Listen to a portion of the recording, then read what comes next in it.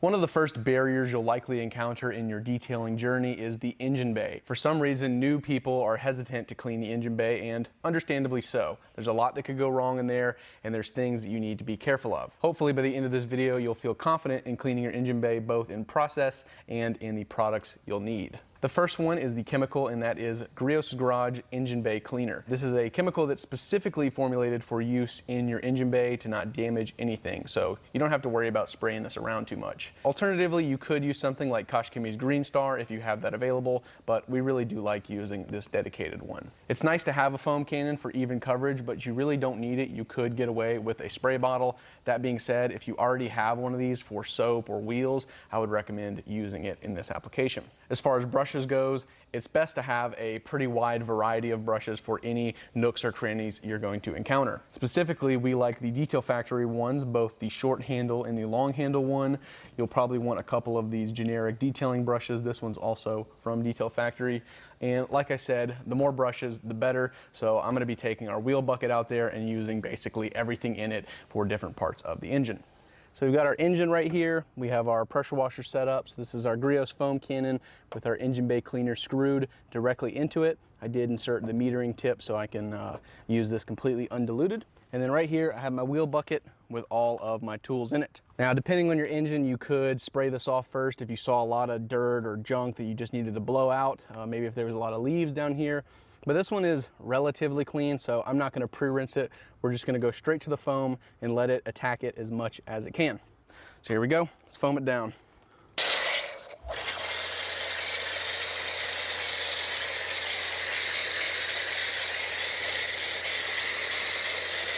Our engine is fully foamed.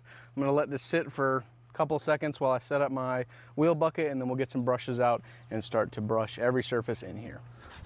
I like this really long-handled Detail Factory brush. It's made for fender wells, but it actually works really well on engine bays for reaching areas you wouldn't normally be able to reach. We'll grab a smaller brush for some of these tighter areas. Fish it into.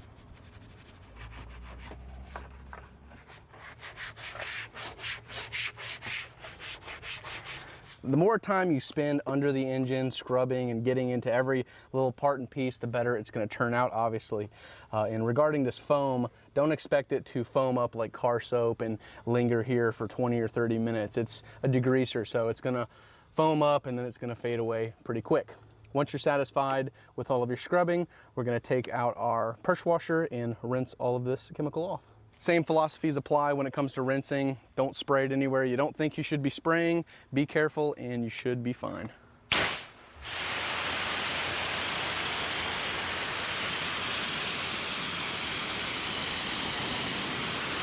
And from here, your engine bay is totally clean. So you could take out your ego blower or something like that and try to dry it off, or you could put a coating, or what we would suggest doing is using CarPro's Pearl, diluted 1:1, spraying it all over the place, shutting the hood, and then come back in an hour or so and buff down all of those high spots. That'll leave you a nice satin but deep finish on all of your plastic parts.